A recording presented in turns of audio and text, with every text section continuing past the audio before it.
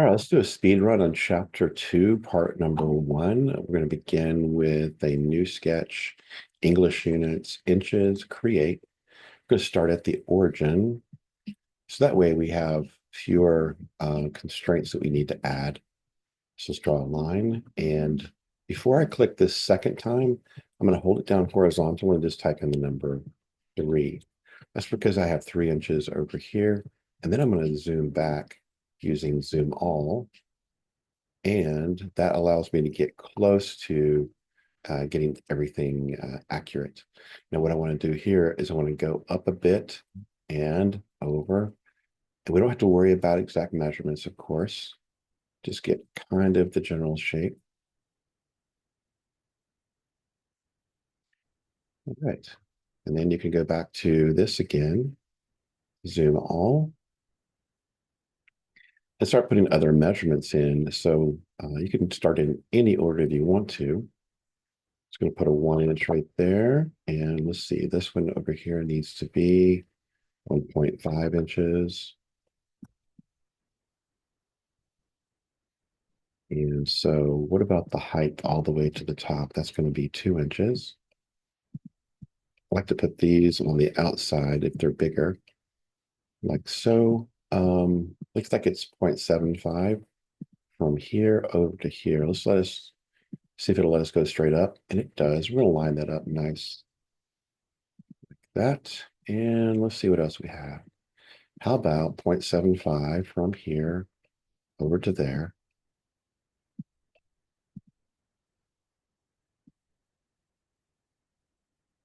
A mistake on that one. Double click on it. 0.75 looks good. And we can worry about repositioning these later, but let's go ahead and keep dimensioning these parts. Careful not to click on the midpoint like I almost did. 1/4 of an inch right here. And looks like it's going to be 1.25 from there to there. We're looking for everything to turn black. Got the purple right there. Let's see if this makes it fully constrained. Down here it says fully constrained, so we're looking good. Next thing you do, just draw a circle out here in midair somewhere.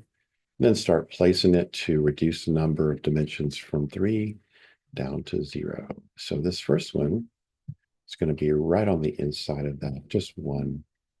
And then over this direction, you put it down here. That's going to be just 1.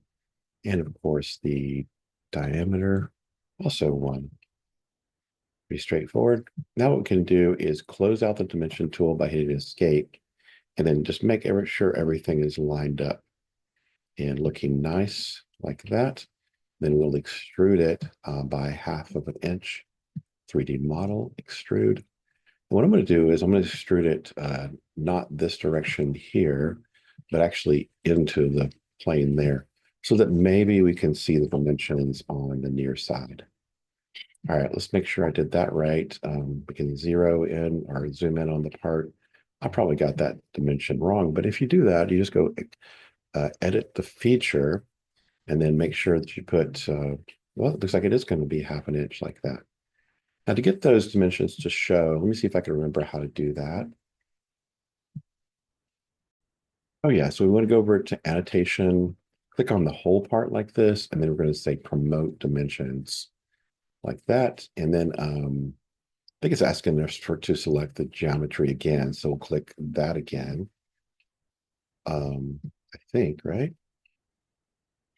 Or do I have to select the whole part over here?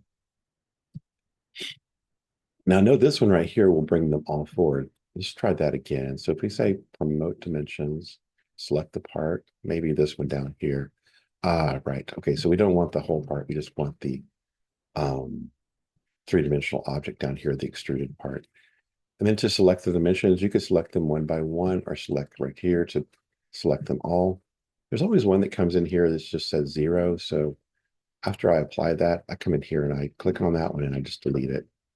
It looks like it needs a little bit of cleanup. So what we could do is either change our orientation or just move some of these out like that.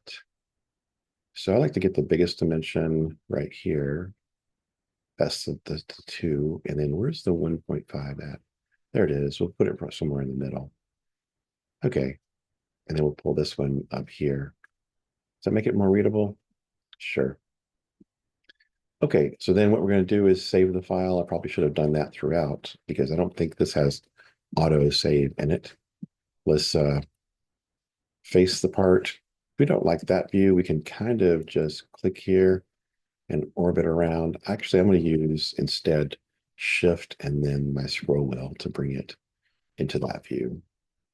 Maybe zoom in just a little bit and then File Save.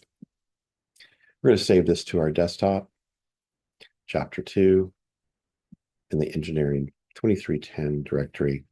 It's going to be part 2.1. All right, one down. Nice speed run on that one.